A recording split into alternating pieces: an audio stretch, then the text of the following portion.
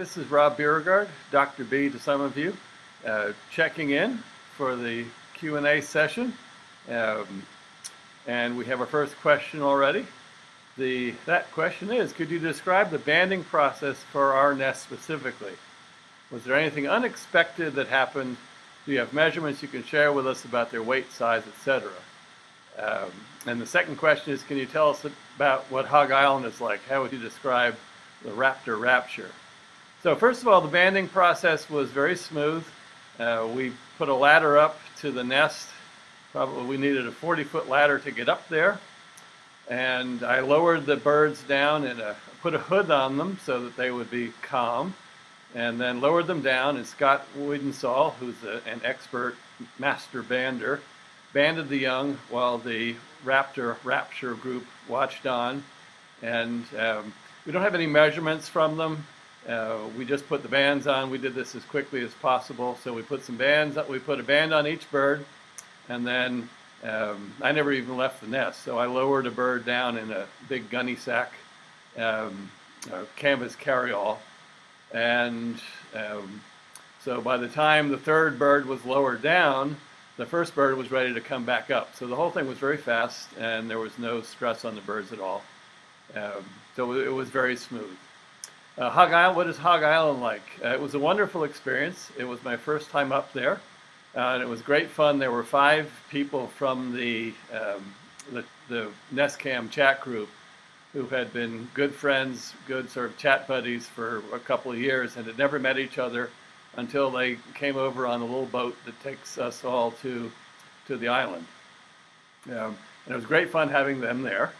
And so the island is a beautiful spruce-covered island of 300 plus acres, which is just what if you imagined an island in Maine, that's Hog Island.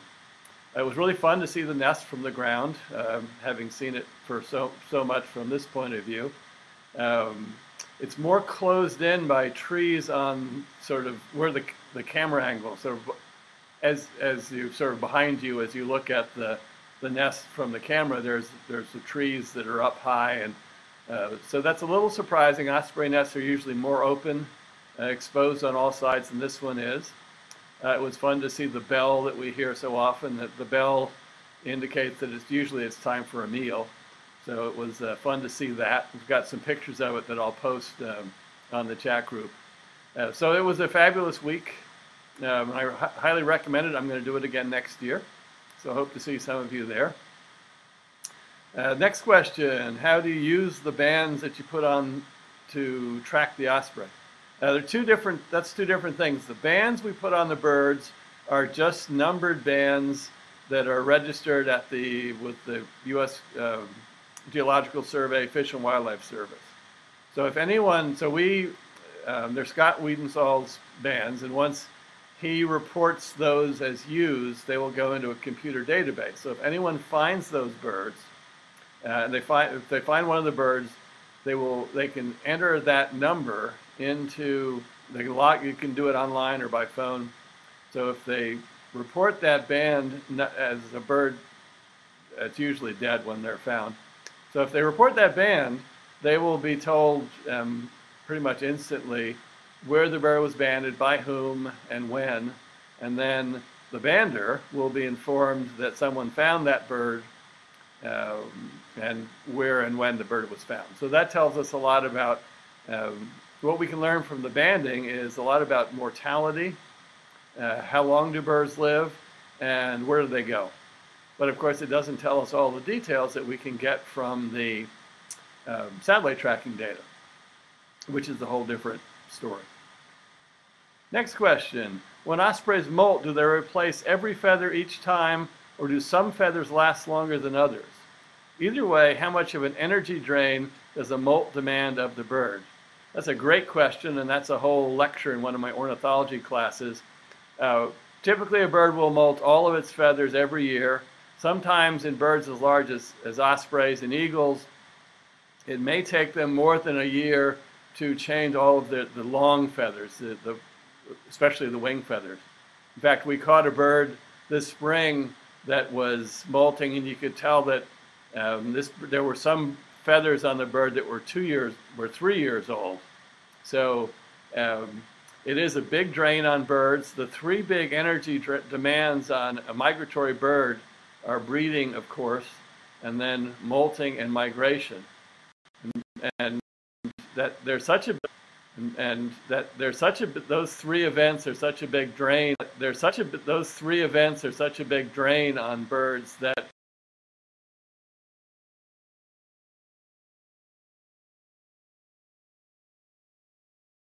birds will typically, there's a time budget where they will usually not overlap, or they will overlap as little and then pick up the migration again when they're done. Be surprised if ospreys do this too. In peregrines, I know that females start molting first because the female peregrines, like ospreys, do most of the work on the nest, taking care, incubating the eggs, and brooding the young while they're little and can't get their own body temperature up. So in that time, they really don't need their wings that much, so they can start molting. The male, who is doing all the hunting for the family, delays his molt until a little later in the season. Once the female starts to come out and hunt for the family, then the male can start to molt. Question 5, is there a specific time of day to watch for fledging? Morning or evening? Is it true that evening fledging is rare? I don't think so. I don't think the answer to both those questions is no. I think birds will fledge when they're ready, and I don't think it's sort of time of day dependent. Sometimes it's almost accidental. A bird, we've all seen as we watch the nest sites, we've all seen birds helicoptering, the young birds helicoptering over the nest.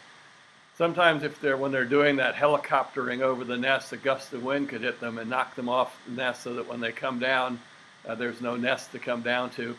Sometimes when they're hovering over the nest, one of their nestmates may wander underneath them, and they'll sort of avoid landing on them. They'll wind up missing the nest. And so some of those first flights are almost accidental.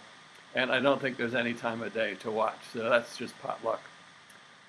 Next question, if osprey are found to live year-round in Florida, why do ours go to Brazil? Have you heard of any osprey who would change their flights and make new routes?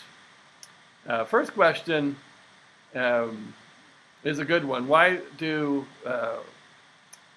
and in fact, most birds, even some of the ospreys in Florida, migrate to South America, surprisingly enough.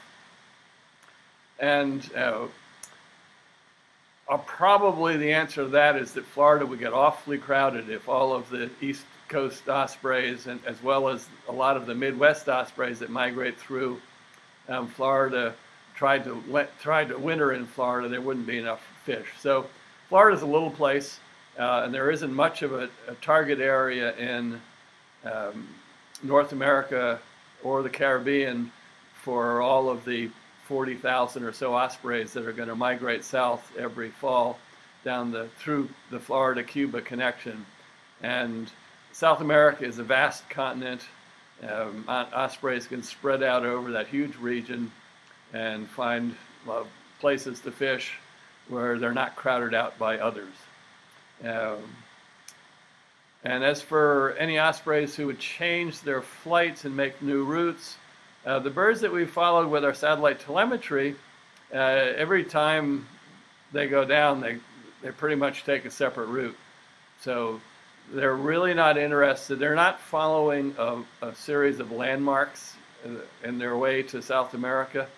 So sometimes we have birds that go over Cape May in New Jersey, and then they go over the Outer Banks, they go over the water from North Carolina to Florida.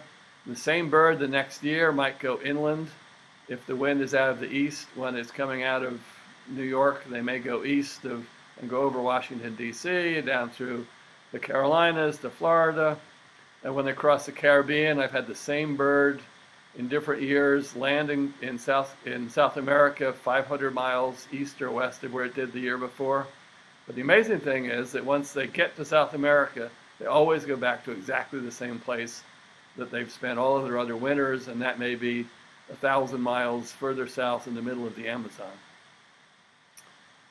Do the chicks return to the nest after they have first flown? Yes, the nest is the feeding station. So they will keep going back there for weeks, or as long as they're around the nest and still are being fed by Dad, they will come back to the nest. After they are flying, how do they eat? Do the parents, in this case the mom, continue to feed them? Now pretty soon they'll be feeding themselves, and Mom actually is going to leave pretty soon. Probably in the middle of August, I would guess, or sometime in late August anyway. She will take off. She's going to head to South America, probably, to wherever she spends all of her winters. And at that point, it's just Dad delivering fish to the young, and they feed themselves. How do they learn to fish? Trial and error. They have the instinct. They're not taught by the parents. I often hear people saying that the parents are teaching the young to fish. Well, they just don't do that. Young ospreys, it's like a duck. A mother duck doesn't teach its young to swim. They just know how to do that. They won't be very good at it at first, so they'll miss a lot. And during that time, when they miss, they're basically on an allowance from Dad. Dad will keep feeding them while they learn to fish, and Dad will get less and less interested in that as the season progresses, and at that time the young will be getting better and better at it. What is the percentage of osprey chicks that make it to 1 year of age, and what are the likely causes of their demise before that? I could imagine that starvation is the #1 cause. It actually isn't. Starvation is a cause, and that would be a pretty rare one. Those would be the birds that just don't learn how to hunt. And most ospreys, I think, learn how to catch fish. They may not be very good at it at first, but they'll be sufficient. The more important causes of mortality are probably, well, there's a big accidental factor. Great horned owls will actually kill ospreys, so there's a random event, sort of a random nature to mortality going south. The big mortality event for ospreys is really crossing the Caribbean in the hurricane season. Of all the birds that we've tracked with satellite telemetry, that's where we lose the most of them. It's going from Hispaniola to South America. We've never lost a bird going from the Outer Banks of North Carolina to Florida, which is actually a longer overwater crossing than from Haiti or the Dominican Republic.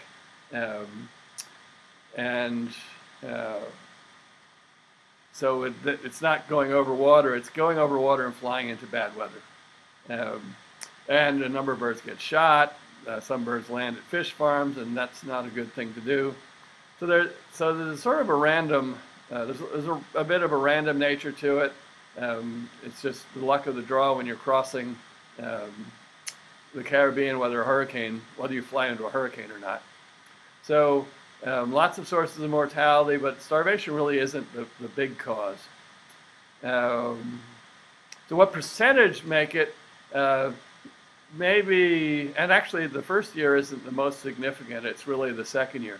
Because all of the young ospreys that fly south in the fall that make it to South America and settle down will not come back in the next spring. They wait an extra year.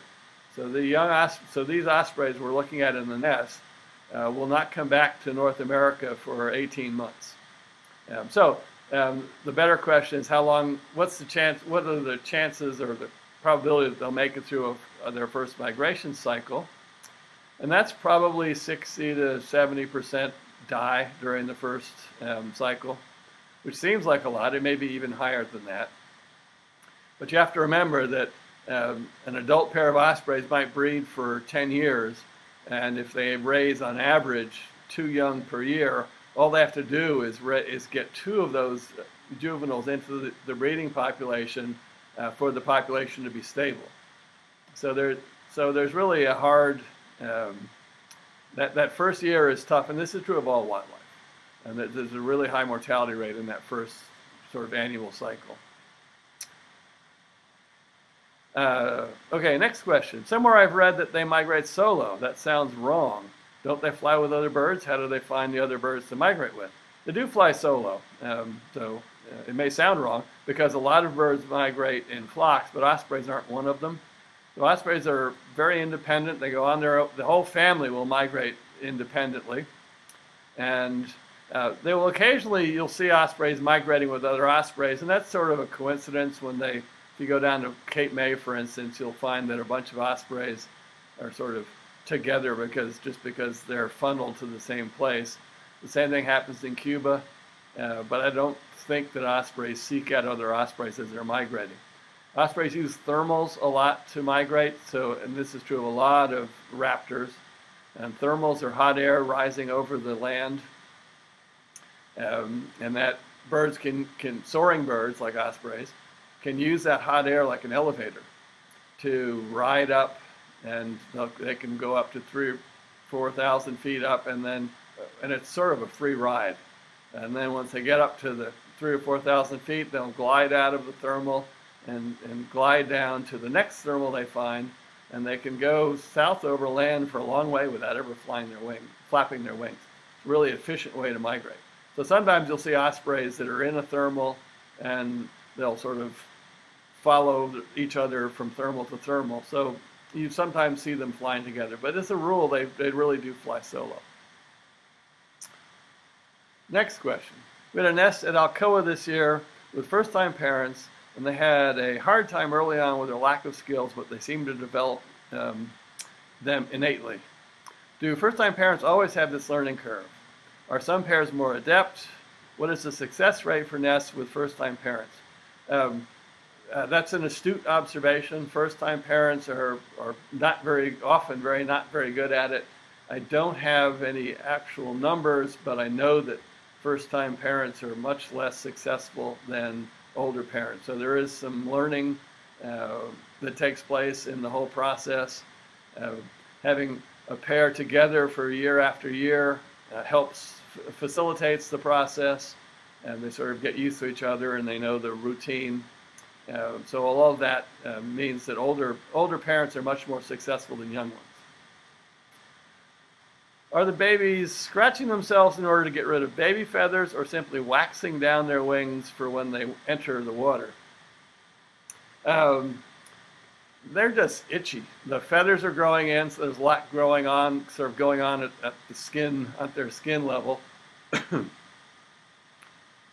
So they're scratching. The parents do this as well. So they're scratching just probably for the same reason you do every once in a while, something itches. They're not waxing down the wings. They will put oil on their feathers, and they'll do that with their beak. So sometimes you'll see, especially the parents, will reach around on their back, at the base of the tail, on their back, they have an oil gland. And the birds will reach around and sort of squeeze that, and they'll get a little oil on their beak, and then when they preen their feathers, and that's sort of like a bird's version of combing their hair, as they preen their feathers, that oil is transferred to the feathers, and that helps waterproof the feathers, and it also helps lubricate them, because the feathers are always rubbing against each other, and there's a lot of friction there.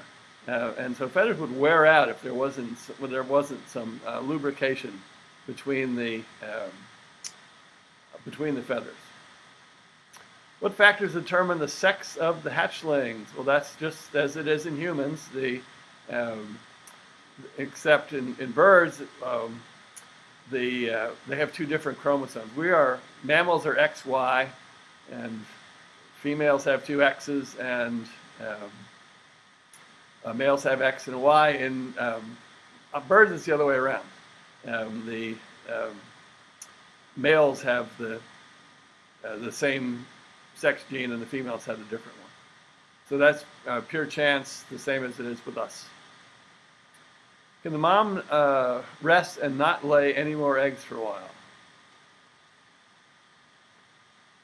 I'm not quite sure I understand that question, but could she take a year off from breeding? She wouldn't want to do that. Natural selection drives her her job is to make more ospreys. So she would not, in any sense, there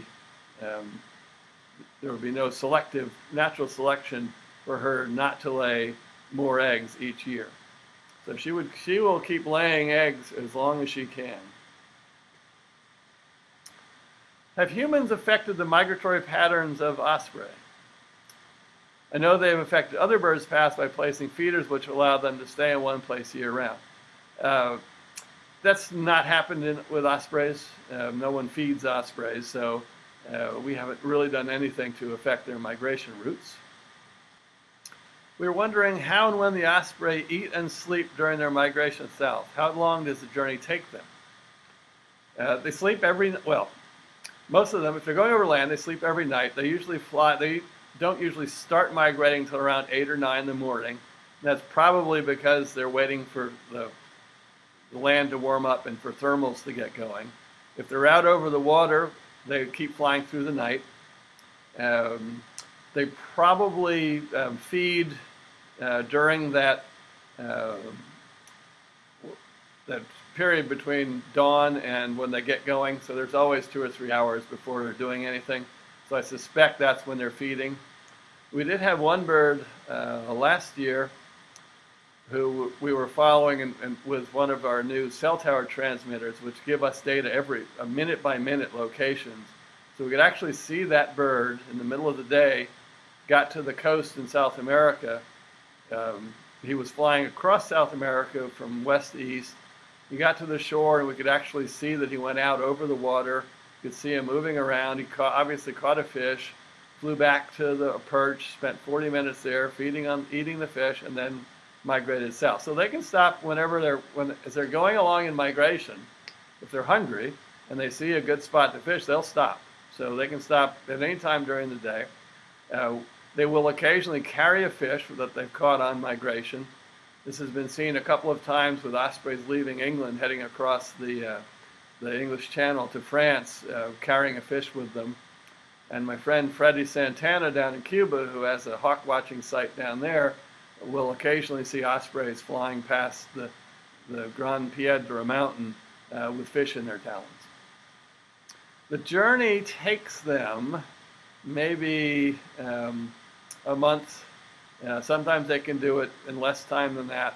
They average around 200 miles a day, more or less, when they're traveling over land, maybe a bit more than that. Here's if ospreys are found to live year-round in Florida, why do ours go to Brazil? We've had that question before.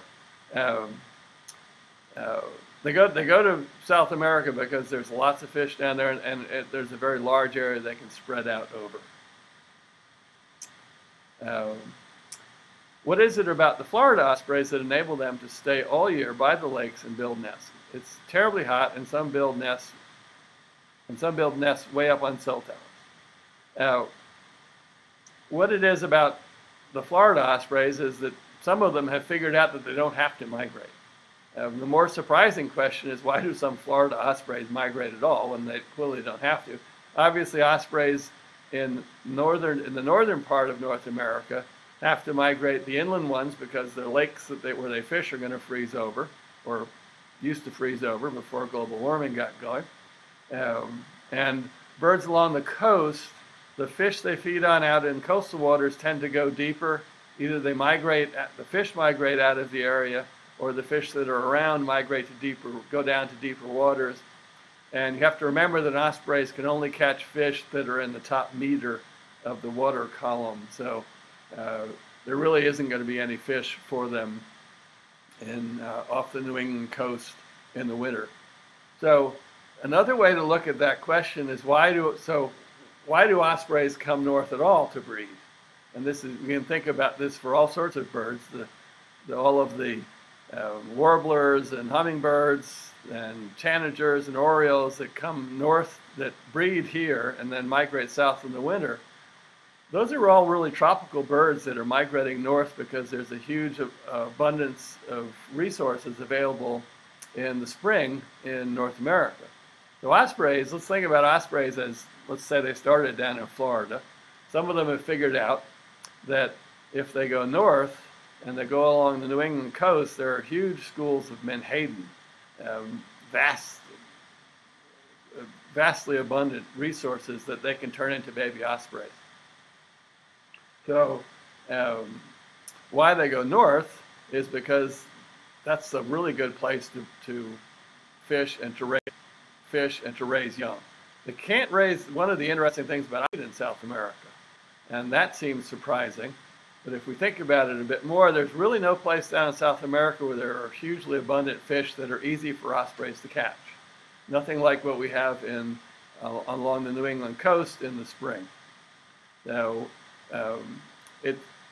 all the ospreys can migrate down there because a single osprey only needs one fish a day, one good-sized fish a day to make it. But when we think about what ospreys are doing in the breeding season, the male has to, once the female starts incubating the eggs, the male is doing virtually all the work. He has to catch the fish for himself. He has to catch fish for his female. He has to catch the fish for 1, 2, 3, or 4 very hungry young. So he has to do a lot of work, and that's a whole lot different than just catching a fish a day to feed himself. Last time you reported about learning behavior, finding the way back from the wintering grounds to the nesting grounds. Are there any insights about using the magnetic field of the Earth or just topographic? They're clearly using the magnetic field and not using topography. They're not using the landscape. And we've got some really cool data now. We've seen some young birds who go north. One that I remember in particular, when he first went south, he left North Carolina and went to the Bahamas and then down into South America. When he came back, he went to Cuba, and he went all the way past Florida. He missed the turn to go to Florida. So he wound up going out over the Gulf of Mexico and landed in Alabama.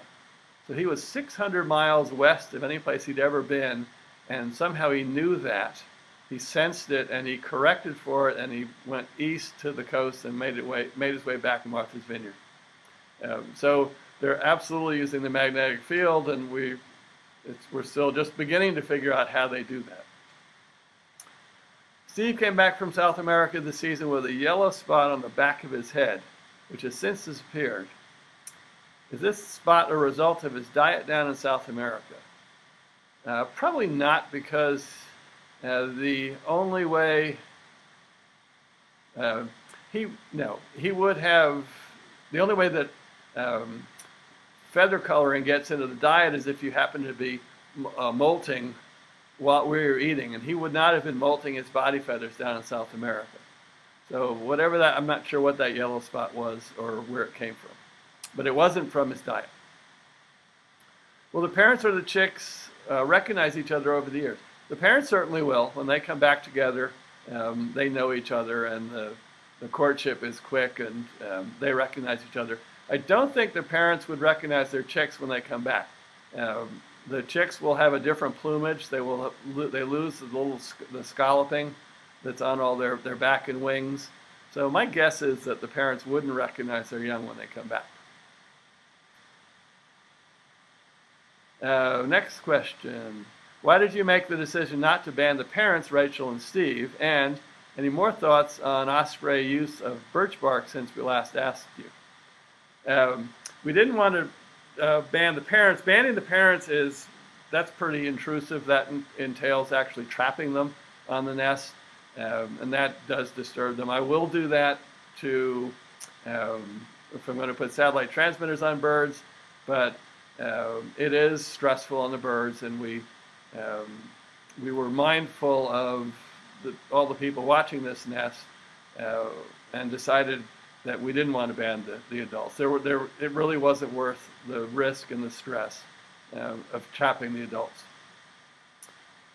Birch bark, any more thoughts on birch bark? Not really. That was just something they brought into the nest, and just like they bring in bait bags and all sorts of odds and ends. So I think that was just happened to be a coincidence. Next question. We've seen some other ospreys at this nest earlier this season. How is Rachel able to distinguish between intruders or Steve approaching the nest? Again, I think she recognizes him. It's probably a sight thing. We recognize people easily, and I think ospreys recognize each other. Next, have cameras ever been put on the osprey? And I think that may refer to cameras that the birds fly with. That I've seen eagles and falcons outfitted. These are trained falconry birds, so it's not a wild bird. But you can put a camera, sort of a little go cam, little tiny go cam on a bird, and then watch them fly. So that has been done. It has never been done with ospreys. It can only be done with trained and captive birds. An osprey, there are very few captive birds. Oh, I just saw fish come into the nest. No, it hasn't happened with ospreys. Next, ospreys fledge at 49 to 56 days old, correct? Yeah, 7 to 8 weeks. What are the records for early fledge and late fledge? I don't know. There are enough people watching nest cams that that information is probably out there, but I don't have those numbers. At the Hog Island nest, is there an easy place for them to fledge, like a nearby branch? Will they first fly over water? They could go to a branch close by. Typically, when they make their first flight, what I've seen, it's usually a pretty good flight. Typically, it's pretty neat. When you watch an osprey fly for the first time, it looks like they've been doing it forever. And then you watch them land for the first time, and you go, oh, that's the hard part. So I always say that the birds have to learn to land more than they have to learn to fly. But there are lots of places for them to land, so fledging there should be pretty easy. When ospreys leave their home in the winter, do they build nests when they get to their destinations, or do they roost in trees? They don't build nests down there, although there are 2 or 3 cases recorded of ospreys building nests, but they just roost in trees. The only reason to build a nest is to lay eggs, and they don't breed down there, so that would be work for nothing. How many miles a day do they fly when migrating? They typically fly about 25 miles an hour, and typically fly 8 or 10 hours a day. So they're somewhere around 200 miles an hour is probably a good average. What distinguishing marks or characteristics are you utilizing to distinguish which chick is pool, pan, or pia? The typical parts of osprey anatomy that differ from one bird to another that you use as a go-to list when watching any osprey. I'm not very good at it, and I basically don't even try. I haven't spent that much time watching the nest, so with the adults, it's a little easier because you can look for patterns in the white and black feathers on their head. The young don't have that, so I haven't tried, and I'm sure that the people watching this nest cam a lot more than I do could answer that question better than I can. Next, could you share some good resource material on osprey behavior? Also comment on parental differential behavior towards their young, who may have hatched 7 to 10 days apart and are therefore developmentally at different stages. Well, the best book on ospreys is Alan Poole's book called Ospreys, A Natural and Unnatural History. It's out of print, so it's hard to come by. But if you can either get one or find one, that's the best book on ospreys. And really the only recent book on ospreys. Parental differential behavior toward their young. The parents come in and feed the hungriest young in the nest. So they feed the first open mouth they see. They will not sort of preferentially feed one of the young that's not begging or that's sort of in the back of the line. And that and the staggered hatch of the young is a way that sort of nature has evolved to adapt to be able to adapt to changing availability of food resources. So in good years, the first hatched, which is usually the biggest and most aggressive, will be fed first, and that bird will be fed until he's stuffed. And then once he's not hungry anymore, and if there are 2 birds that happen to be next to mom, she'll feed whichever one is begging. But if there are 3 young in the nest, then they can't all get close to sort of the feeding action, one of them, usually the submissive one, may wind up waiting until the other two are fed, and then that bird will be fed.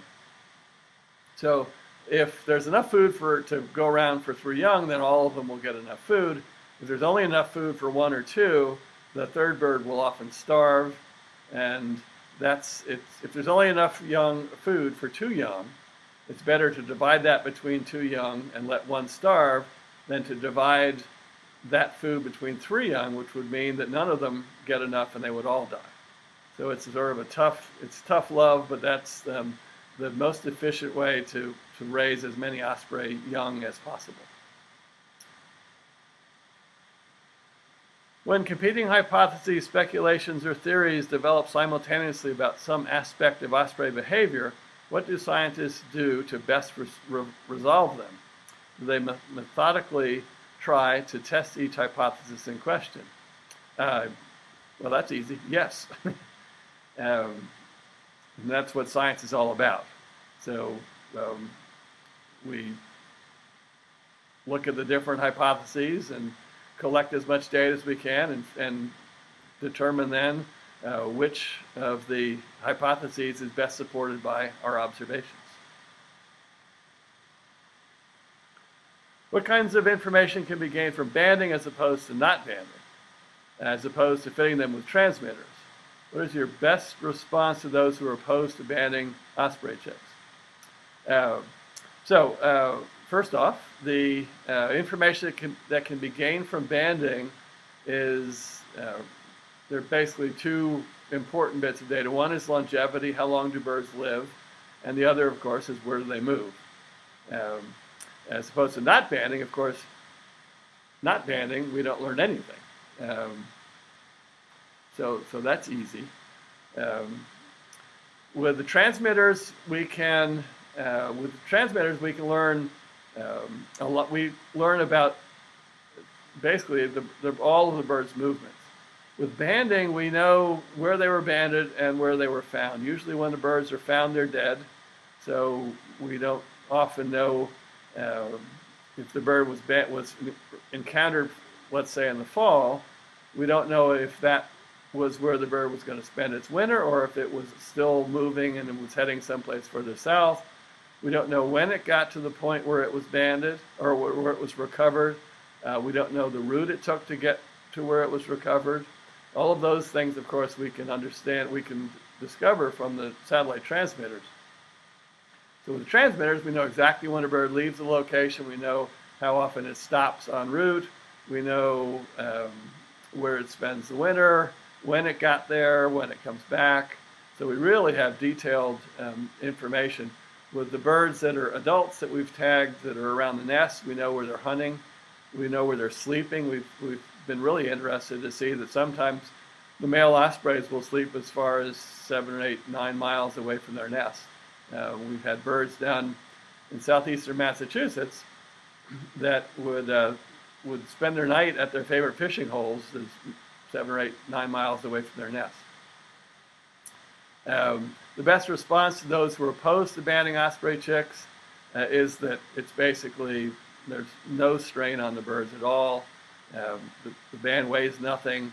The birds get over the banning process in a matter of minutes.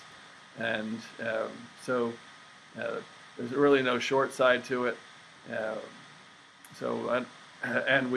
It's been done so much that we're really sure that there's not a stress on the birds. Probably, I would guess that 60,000 ospreys have been banded in North America, and virtually no incidences of danger entailed in the whole process. Concerning the osprey nest at Woods Hole, I wondered when this was going to come up. Do they have any theories about the behavior of the adult osprey toward the 3 chicks? Why is it attacking them? Is it hungry? Is it an indication of low fish supply? Do you think it's the mother or another female? The story there, for those who aren't familiar with this particular soap opera, and it's quite a dramatic scene. The female osprey at that nest has never been attentive. She rarely brooded the young after they hatched. She didn't shade them on sunny days. She didn't shelter them, and she now is aggressively pecking at them when they're in the nest. The three young cower when she's in the nest. They're bowed down. Their heads are between their legs. They live in fear of their mother. It's a really pretty gruesome scene. As soon as I watched the cam yesterday, as soon as the female leaves, they sort of slowly raise their heads up and then begin acting like normal ospreys again, young ospreys. So it's not a fun nest to watch. It's interesting. It's sort of like watching a train wreck, and you don't want to watch, but you can't take your eyes off it. So no one really understands what's going on, whether the female she has some weird neurons crossed, whether it's a young female. It might be a female, a new female that's taken over the nest. We don't know. Because she's not banded. She's not attacking them because she's hungry. And there does seem to be, the male isn't bringing in a lot of food, so she's having to go out and hunt.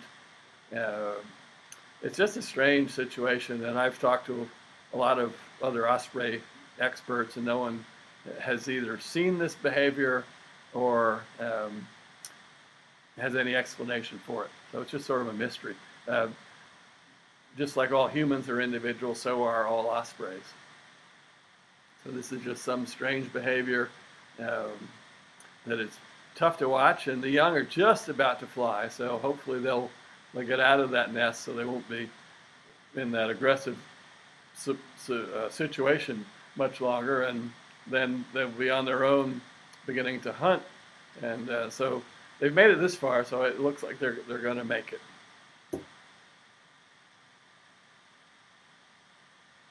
Some have speculated that the male may be feeding two nests and having difficulty doing so. Is that a possibility? Yes, it is. There are recorded cases of males taking care of two nests. So that might be a stressful situation where he's not giving enough fish to either nest. We don't know that that's happening, but it could be. How would you respond to viewers of osprey cams who expect human intervention anytime a nest is deemed to be in distress? I would almost always say that we're watching nature happen and we shouldn't do anything. There might be situations where I would be in favor of interventions. If a young osprey got tangled up in fishing line, and that happens not infrequently, the parents will sometimes decorate nests with tangled fishing line that they find. If I saw that happening, I would certainly be in favor of an intervention. This has come up a number of times just this year with birds, bald eagles. There were two nests where intervention was. There was one in, I think, Minnesota, where there was such an uproar that they eventually went in and got a young eagle that was in trouble. He was stuck in the nest somehow. He wound up dying, but then there was a nest in Maine that I think where they didn't intervene, and I think that's the best thing to do. If nature is happening without any human intervention, like fishing line, then I think we should just grit our teeth and watch what happens. This actually, yesterday, one of the young at the Woods Hole nest got his feet caught up in some string that someone said was from a balloon, but he was tangled for a little while, and the string was attached to it, was stuck on a stick, so he was carrying the stick around, and so immediately people were up in arms and saying, "Oh, we need to go, you need to get up there." Well, that was a situation where you really couldn't, because the young were all just on the verge of flying, and if they had gone up with a bucket truck to rescue that young, that young and the others would have flown, and it was probably too early for them to fly, so they probably wouldn't have made a good landing, and the result of that intervention might have been saving one, probably wouldn't even have saved one, and that might have been a case where they lost the whole nest because of an intervention. So the bottom line is that we should just sit and watch and intervene when necessary if if there's a way to do it without jeopardizing the whole brood. Do we see migration destinations changing with global warming? Not yet, and I don't think we will for ospreys, because where they go, I don't think the global warming will affect the fish down in South America. So we've seen that for lots of other birds, but not for, well, actually, we haven't seen the destinations change. We've seen behaviors change when they arrive, when they migrate, not destinations. Do osprey siblings ever toss other siblings out of the nest?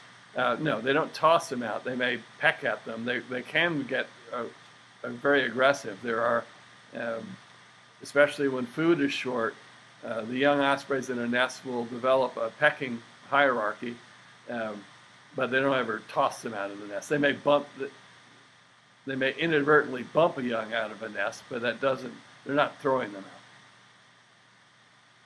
Have you ever seen chicks sharing food or one chick feeding another, either in general or if the mother is ignoring the other chick? Will the fledgling bring back fish to the nest if it is successful in catching one?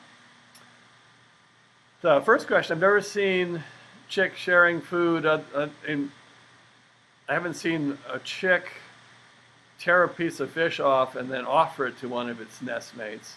I've seen that I think in barred owls. And it may be that if two young ospreys are feeding themselves off of fish, I can see one of them sort of hesitating and its nestmate sort of taking food off its beak. I don't think one would feed another. And will the fledgling bring back fish to the nests if it catches one? Maybe, if that was the closest place to go to perch. So if a fledgling caught a fish very close to the nest, and the nest was the easiest place to go eat it, it would, but it wouldn't make a long trip to take a fish back to a nest. It would go to the nearest branch and feed on the fish there. Next question is about the Nelson, British Columbia nest. About a week after her chick Tag died, Nellie picked Tag's body up and flew off with it. What do you think she did with the body? Have you ever seen this behavior before? I haven't seen it, but I know it happened in the Dennis Puliston nest in Long Island. And this was a bit gruesome, but in that case, the female brought the young back into the nest and fed it to the other young. So she may have dropped it, in this case, the Nelson nest, she may have just dropped it, she might have eaten it. It sounds really gruesome, but protein is protein. I know it happens in barn owls, that they can often have very large broods, and starved dead young will be fed to the rest of the brood. So gruesome, but that's the way nature works. If a fledgling lands on the ground, can it fly off again? It can be tough, especially if it's on one of its first flights. So that could be a problem. It's hard to get up off the ground if you're a bird. So sometimes we know of cases, one case in New Hampshire where a fledgling missed the landing and wound up falling down into some vegetation around the nest and couldn't get out of it and wound up getting eaten by a coyote or something. So getting on the ground is not, on one of the first flights, is a bit tricky.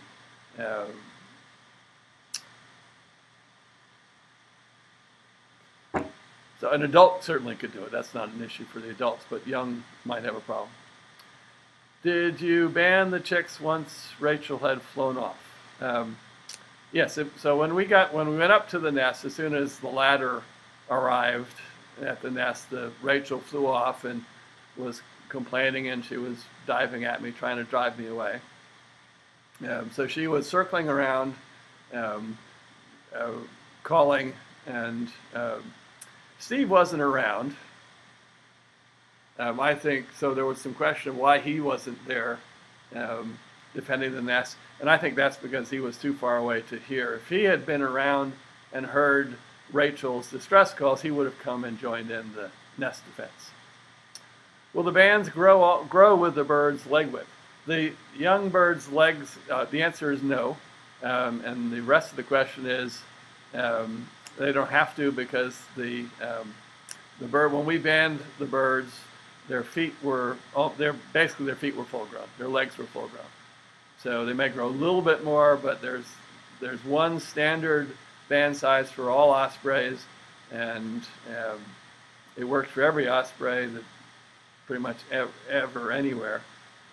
And so when we put them on, we have no concern that there's going to be any problem with growth. And the legs at that point were pretty much full grown anyway. Without the bands on the adults, how do they know if Steve and Rachel are the ones in the nest? I can tell the difference between males and females, but I see ospreys here in Missouri, and they kind of look alike. Sometimes there are distinctive patterns in the plumage. Some females have a really dark chest band like Rachel does. Some males may have particular patterns in their feathers. So it's a combination of recognizing plumage and also behavior. Sometimes, and this isn't true at this nest, but I know of other nests where people have told me that there was a new male at the nest, and when I asked why, they said because every year for the past 5 years, when the male brought a fish into the nest, he would deliver the fish to the nest, and he would go sit on that pole over there. And this year, the male comes in, delivers the fish, and stays in the nest. So sometimes there are behavioral differences that are so pronounced that you can be pretty much sure that there's a different bird at the nest. So at a given nest, so there are some nests that have been occupied for decades that there's always a pair there, but it's been one bird was replaced and then the other bird was replaced, and so it's not the same pair, but there's still a pair at that nest. When the male dies shortly after chicks hatch, is it normal for the mom not to leave the nest and basically starve the chicks and herself? No, the mom would make a decision at some point, when this wouldn't be a conscious decision, but at some point she would get hungry enough that she would have to go off and feed herself, and if she couldn't feed herself and take care of the young would die. It makes more sense for her to, ospreys are long-lived, so if they lose one clutch, 1 year's nest, that really makes no difference in the long run because they're going to breed for many years. Sometimes we had a bird that we tagged with a satellite transmitter a couple of years ago in Long Island. The male was killed he flew into a bus and died. So the female there, the young were old enough that the female was able to feed herself and the young and raise at least one of the young in the nest. For how many years does a typical osprey lay eggs and raise young? Probably the typical answer would be into her early teens. The amazing exception to that is a bird in Scotland, a female who's 27 years old and has raised 50 young ospreys over her long life. And she has, she's been through 6 or 7 males. I would like to know if there is somewhere to call and volunteer your backyard marsh to build a platform. I'm asking because of a large population in the area of ospreys. Depends on where you are. You can do it yourself, but sometimes you have to get a permit to do anything out on a salt marsh if that's where you're going to do it. If it's just on your property and not out in a wetland, you can put a pole up all by yourself. So it really depends on where you are. Next question, have you made any progress in identifying the mystery bird with a satellite tracker on Martha's Vineyard? And the answer is a frustrated no. We have a bird that showed up on Martha's Vineyard 3 years ago. It has a radio. It's one that, I know it's one of my birds because I'm the only one tagging ospreys on the East Coast, with one exception. So it's one of our birds and it's not transmitting. So it's an old bird whose radio has failed, and we saw it 3 years ago, didn't see it 2 years ago. Last year we saw it again in August. We've been to all the nests we know of. It's not at one of the nests we know of, so it may be in a tree nest that we don't know about. we're terribly frustrated and really excited, or desperately want to figure out who this bird is. It could be one of the birds I tagged the first time I tagged juveniles back in 2004. Question 50. Did researchers infer that migratory birds use the stars in the night sky to help them during navigation? Absolutely. They've done some really cool experiments with passerines, songbirds, in a planetarium, and you can move the stars around in the planetarium and show that the birds are using constellations.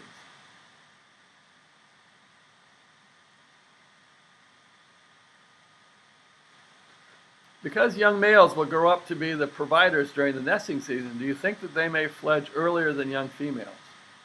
I don't think there's a connection there.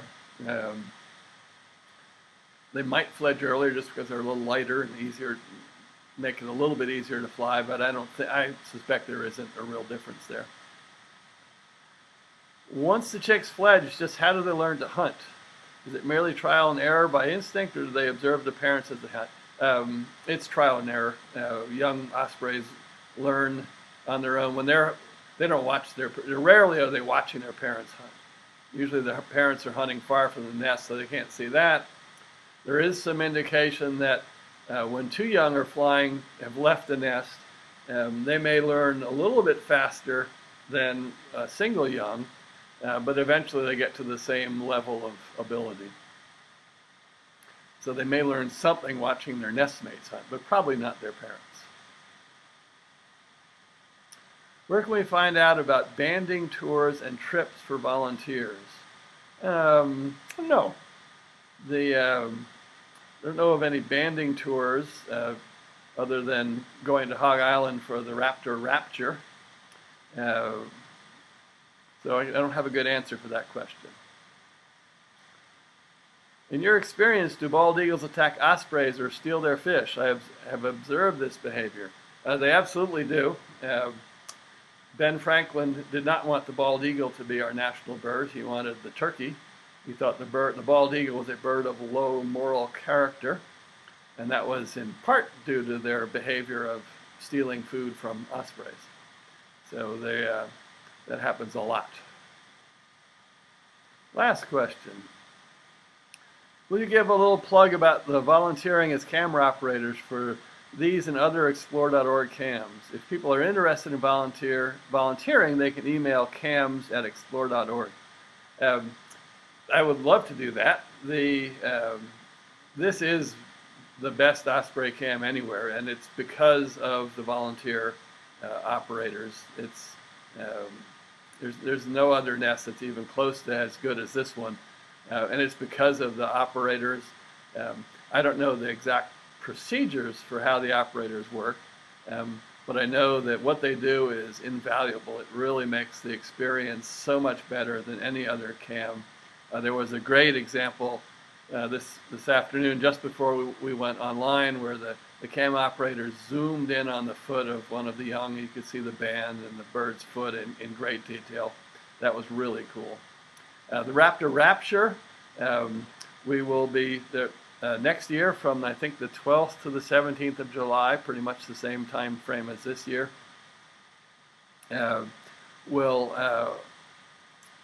I will be there again. We don't know who the other instructors will be. Well, we know one of them. Tom Johnson will be there. We have yet to fill the 2 other slots for the other instructors, but it's a fabulous week. We go out to Egg Island and see puffins. We saw dozens and dozens of puffins as a little added benefit. You can't go to Hog Island without seeing puffins. We saw plenty of bald eagles, lots of ospreys. There's a merlin nest that was right in front of some of the buildings where we were staying. So we got to watch young merlins being fed and fledge. Fabulous week. Fortunately, the rapture didn't happen, or if it did happen, we were all left behind. So I'm not sure. Hopefully that will happen again. There will be a Raptor Rapture week, and that if there is a rapture, none of the participants will disappear. So that will be available. If you go onto the Hog Island website, there will be information about that, and there will be a link to all of that in the nest cams and Hog Island in the comments following this. And I think that might be it for the evening. So thanks for a bunch of really great questions. I hope to see some of you again or for the first time next July on Hog Island.